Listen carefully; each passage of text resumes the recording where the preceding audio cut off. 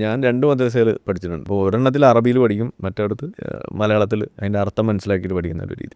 കാര്യങ്ങൾ ഏത് സാധനം കാണുമ്പോഴും അത് മതത്തിൻ്റെ കണ്ണിൽ കൂടെ കാണണം എന്നുള്ളതൊരു, നിങ്ങൾ എന്തെങ്കിലും അങ്ങ് ചെയ്താൽ പോരാ, അത് മതം പറഞ്ഞ പോലെ ചെയ്യണം. അപ്പൊ എപ്പോഴാണ് ഒരു എന്താ പറയുക വിപ്ലവകാരി പുറത്തേക്ക് വന്നത്?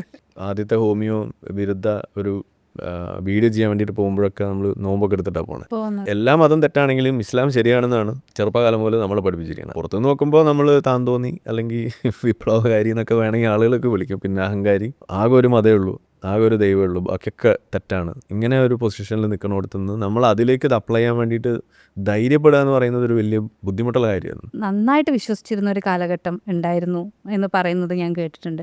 മതവിമർശകരായിട്ടുള്ള ആളുകൾക്ക് മറുപടി കൊടുക്കും, ഞാനും കൊടുക്കും. ഗ്രൂപ്പ്, അതായത് മതവിമർശകർക്ക് മറുപടി കൊടുക്കും, മതത്തിന് വേണ്ടി ചില കാര്യങ്ങൾ ആ ഭംഗി കുറയ്ക്കുന്നതോ അല്ലെങ്കിൽ അത് വളരെ റിഗ്രസീവ് ആക്കുന്നതോ ആയിട്ടുള്ള കാര്യങ്ങളാണെന്നുള്ളത് നമ്മൾ തിരിച്ചറിയുമ്പോൾ അത് ഒഴിവാക്കുക എന്നുള്ളതാണ് അതിലെ ഭംഗി ഉണ്ടാക്കുന്നതിൻ്റെ കാര്യം.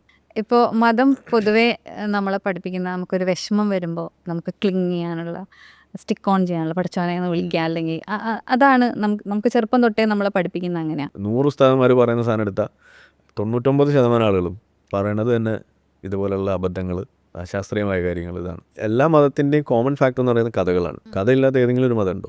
അപ്പോൾ നിങ്ങൾക്ക് എവിടെയാണ് ഒരു ശരിയേട് തോന്നിയെന്ന് ഞാൻ ചോദിക്കും. ക്രിസ്ത്യാനിക്കും സ്വർഗ്ഗമുണ്ട്, മുസ്ലിമിനും സ്വർഗ്ഗമുണ്ട്. മുസ്ലിമിൻ്റെ കണ്ണിൽ അയാൾ ഇസ്ലാമാണ് വിശ്വസിക്കുന്നതെന്നുണ്ടെങ്കിൽ അയാൾ സ്വർഗ്ഗത്തിലും, വിശ്വസിക്കാത്ത ആൾ നരകത്തിലുമാണ്.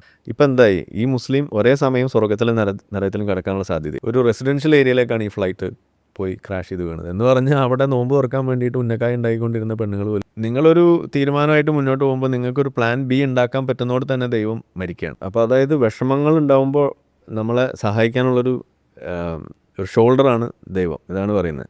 വിഷമം ഉണ്ടാവാതെ നോക്കിയാൽ പോരെ.